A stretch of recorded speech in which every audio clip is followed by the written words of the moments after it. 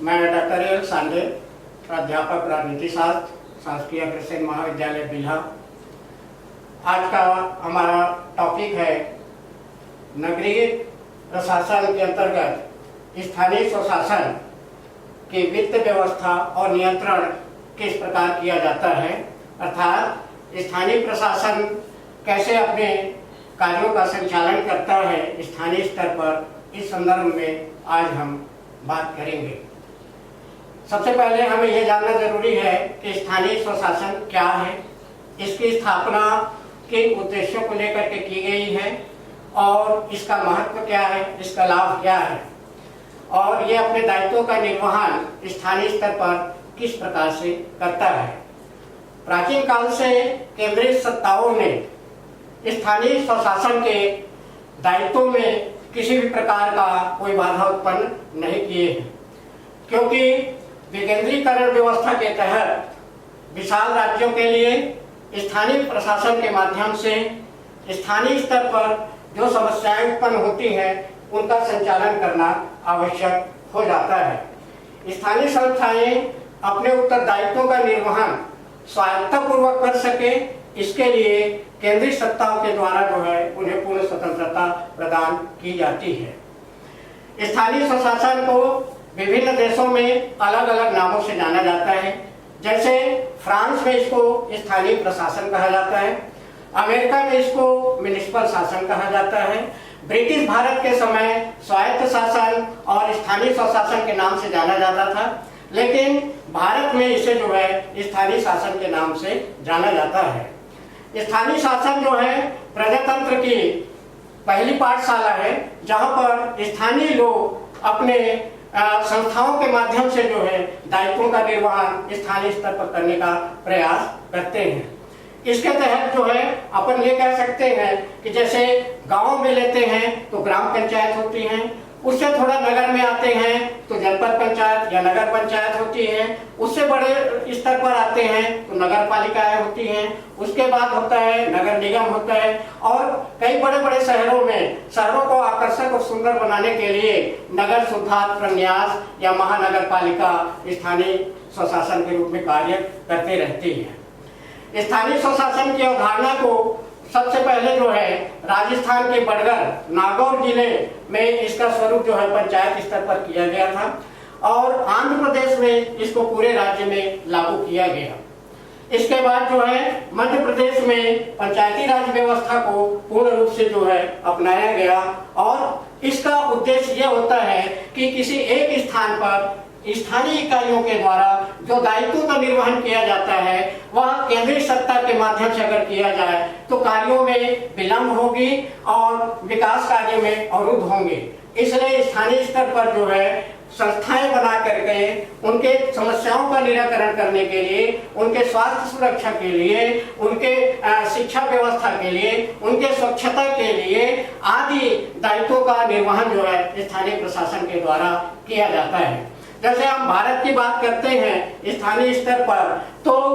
क्योंकि राज्य को जो है केंद्रीय सत्ता के द्वारा पूरे देश को जो है राज्यों में बांटा गया, राज्यों के आधार पर जो है आपके कमिश्नरी में बांटा गया, फिर जिला स्तर पर दिया गया और इसी तरह खंड स्तर पर और फिर ग्राम पंचायत स्तर पर जो है सत्ता का विकेंद्रीकरण किया गया। इसके तहत अगर हम ये कहते हैं कि वित्त आयोग की स्थापना इनके वित्तीय संस्थाओं को सुविधा प्रदान करने के लिए राज्य वित्त आयोग की भी स्थापना की जाती है। नगर निगम अपने नगर सीमा के तहत जो है विभिन्न दायित्वों का निर्वहन करने के लिए कार्य करती है, जैसे सड़क का निर्माण, प्रकाश व्यवस्था, जल प्रदाय की व्यवस्था आदि दायित्वों का निर्वहन करने के लिए वित्तीय संसाधनों की कमी होती है और इन संसाधनों को पूरा करने के लिए राज्य शासन के द्वारा उनको अनुदान दिए जाते हैं। विभिन्न प्रकार के कर लगा करके इस नगर निगम या नगर पालिका या जो कहिए कि स्थानीय स्वशासन के माध्यम से जो है उसको कार्य करवाए जाते हैं। इस तरह से अगर हम देखें तो नगर स्थानीय स्वशासन का अपने स्तर पर क्या कार्य होता है, तो सार्वजनिक स्वास्थ्य की व्यवस्था करना, शिक्षा की व्यवस्था करना, अपने दायित्व के निर्वहन करने के स्वच्छता अभियान, प्रकाश की व्यवस्था, लाइट की व्यवस्था, सड़क का निर्माण, इन सब कार्यों को करने के लिए आवश्यक राशि की आवश्यकताएं होती है। अब सवाल ये उत्पन्न होता है कि ये जो स्थानीय स्वशासन है,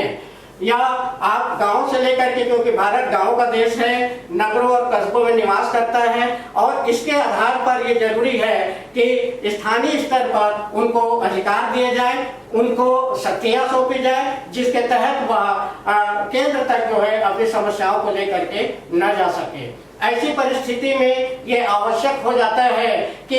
उनके कार्यों के लिए या उनके दायित्वों का निर्वहन करने के लिए वित्तीय व्यवस्था कहां से करेंगे, वित्तीय संसाधन कहां से जुटाएंगे, इन संदर्भ में जो है हमें बात करनी है। तो सबसे पहले अपन लेते हैं कि अगर ग्राम पंचायत में होता है तो ग्राम पंचायत के वित्तीय संस्थाएं जो है, वित्तीय व्यवस्थाएं जो है वो नगण्य सी हो जाती है, क्योंकि उनके पास काम तो ज्यादा होते हैं, लेकिन उन कार्य को, उन निर्माण कार्य को पूरा करने के लिए पर्याप्त उनके पास धनराशि नहीं हो पाती है। तो वो क्या करते हैं कि शासन के अनुदान पर वो निर्भर हो जाते हैं। समय पर अगर उनको ये राशियां नहीं प्राप्त होती हैं, या प्राप्त हो जाने के बाद भी उनके पास निर्माण एजेंसी न होने के कारण अपने कार्य को जो है वो धीमी गति से कर पाते हैं, या बीच में जो है एक प्रकार के ऐसे अवरोध की स्थिति उत्पन्न हो जाती है। अगर हम शहरों की बात करें, नगर पालिका की बात करें, या नगर निगम की बात करें, या नगर सुधार प्रन्यास की बात करें, तो इनके द्वारा जो है वित्तीय व्यवस्थाएं अपने संसाधनों के माध्यम से, जैसे विभिन्न प्रकार के जो है कर लगा करके जो है ये प्राप्त कर लेते हैं। जैसे संपत्ति कर ले लीजिए आप, भूमि कर ले लीजिए आप, लगा आपके जो है जल प्रदाय योजना के तहत जो वसूली होती है, कर की प्राप्ति हो जाती है, इनके पास जो है संपत्ति, मकान के लिए कर लगाए जाते हैं। विभिन्न प्रकार के पान ठेलों में, हाट में, बाजार में, और पशुओं के जो है बाजार से बिक्री के माध्यम से जो उनको राशि प्राप्त होती है, जो शुल्क प्राप्त होती है, उसके आधार पर ये अपने आय के स्रोत को जुटाते हैं। और इसके अलावा जो है राज्य शासन के द्वारा इनको अनुदानें प्राप्त होती हैं। उन अनुदान को जो है ये निर्माण कार्य के रूप में लगाते हैं और स्थानीय स्तर पर जनता को सुविधा मुहैया कराते हैं। सवाल ये उत्पन्न होता है कि स्थानीय स्वशासन को हम क्यों अपनाएं, इससे हमको क्या लाभ हो सकता है, अगर नहीं अपनाते हैं तो क्या होगा। तो इसके तहत स्थानीय स्तर पर स्थानीय व्यक्तियों को शासन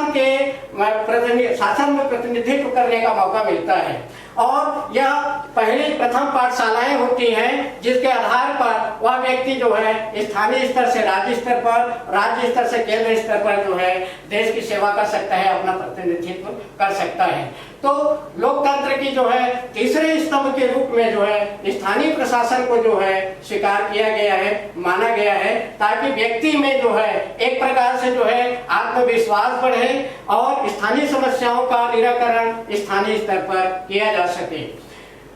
जहां तक स्थानीय प्रशासन के द्वारा जो आय के स्रोत है, वह आय के स्रोत पर्याप्त नहीं हो पाती हैं, क्योंकि इनके पास जो है इन कार्यों को करने के लिए, साफ सफाई व्यवस्था करने के लिए, या सड़क के निर्माण के लिए, या बिजली की व्यवस्था करने के लिए, या पानी की व्यवस्था करने के लिए, या अन्य सुविधाओं को सामग्री बनाने के लिए, आदि कार्यों को करने के लिए कर्मचारियों और अधिकारियों की आवश्यकताएं होती हैं। और इन कर्मचारी अधिकारियों पर जो है वित्तीय वेतन के रूप में व्यवस्था करने के लिए जो है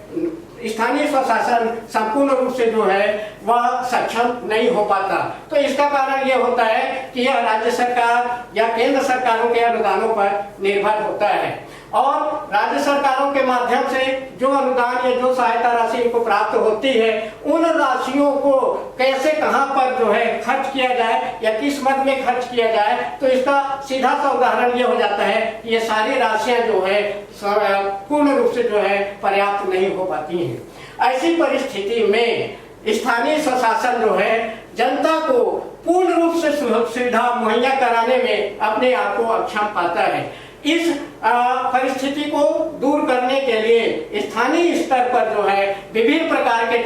टैक्स लगा करके या कर के माध्यम से उस कमी को पूरा करने का प्रयास करता है। अब सवाल ये उत्पन्न होता है कि जिस प्रकार से शासन से जो राशि प्राप्त हुई है या स्थानीय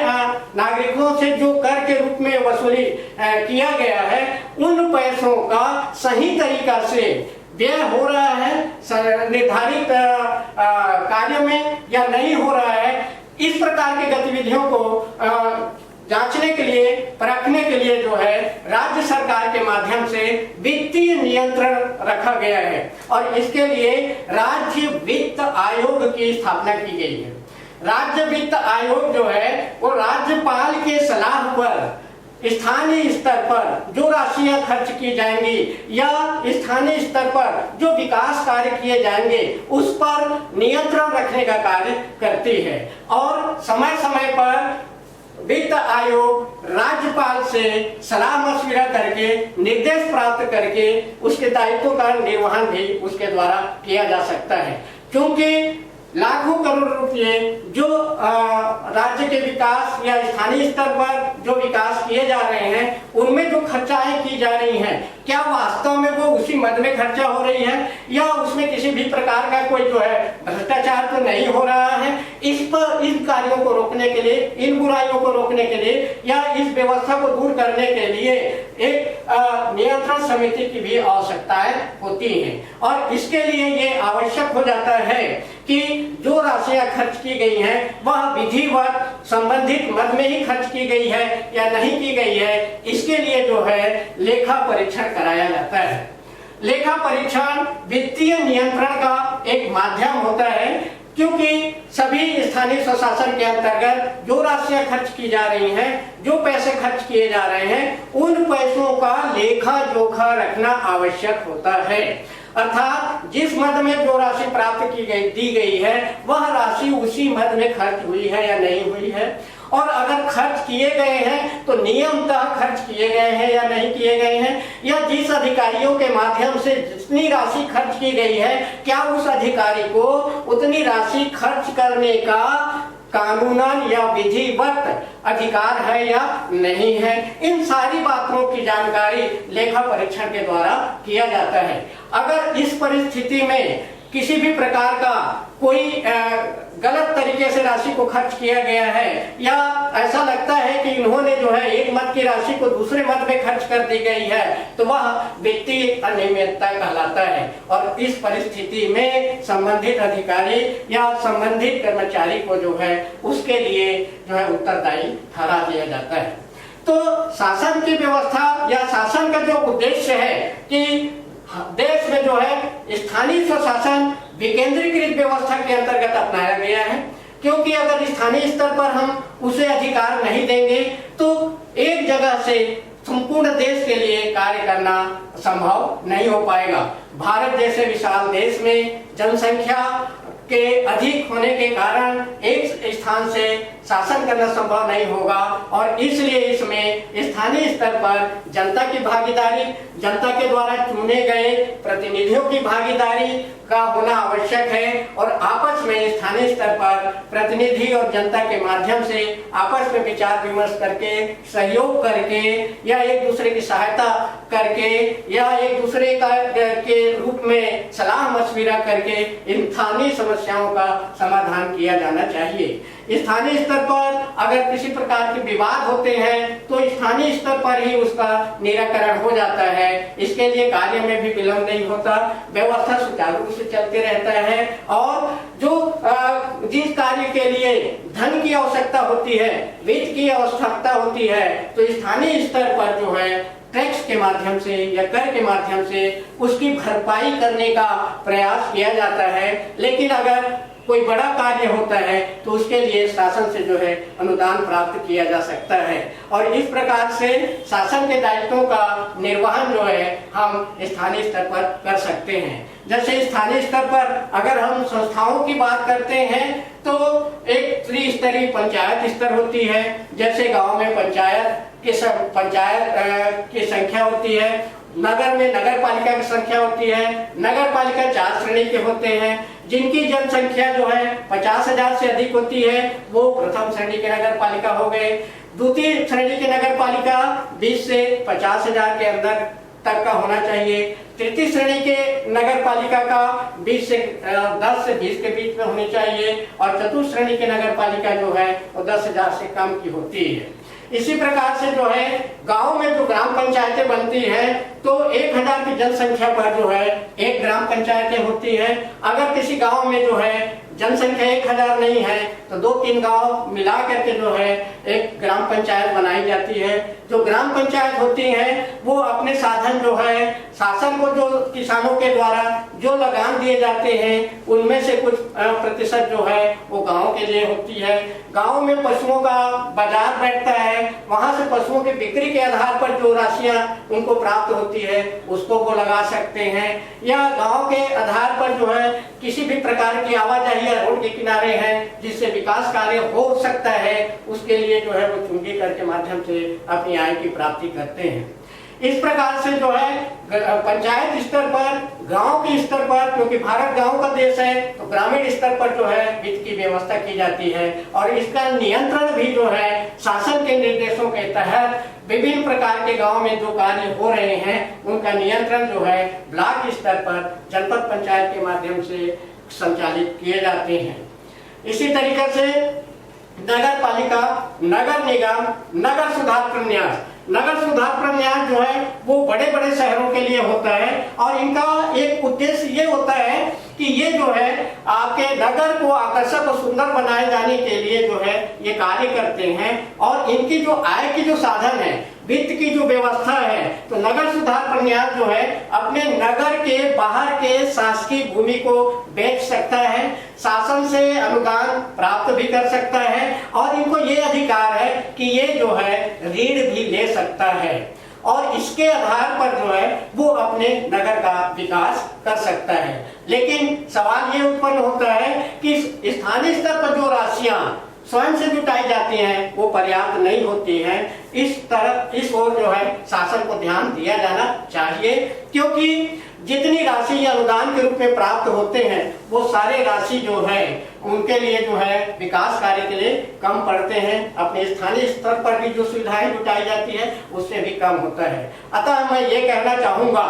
कि स्थानीय स्वशासन के तहत वित्त की व्यवस्था स्थानीय स्तर पर कर लगा करके, विभिन्न प्रकार के कर लगा करके की जाती है और इसके साथ ही साथ शासन से अनुदान या सहायता के रूप में प्राप्त करती है। लेकिन इस पर जो नियंत्रण है वो राज्य वित्त आयोग के माध्यम से, वित्तीय समितियों के माध्यम से, सलाहकार समितियों के माध्यम से राशि को व्यय किया जाता है और वह राशि अगर किसी भी प्रकार से गलत कार्यों में लगाया गया है या एक मद की राशि दूसरे मद में लगाया गया है तो उसके लिए जो है लेखांकन और लेखा परीक्षण, ये जो दो प्रक्रियाएं होती हैं, इसके तहत वह नियंत्रण लगाने का कार्य करता है। अन्यथा अगर भ्रष्टाचार को रोकना है, कुरीति को रोकना है या गबन को रोकना है तो उसके लिए जो है लेखा परीक्षण का होना आवश्यक है। लेखांकन रखना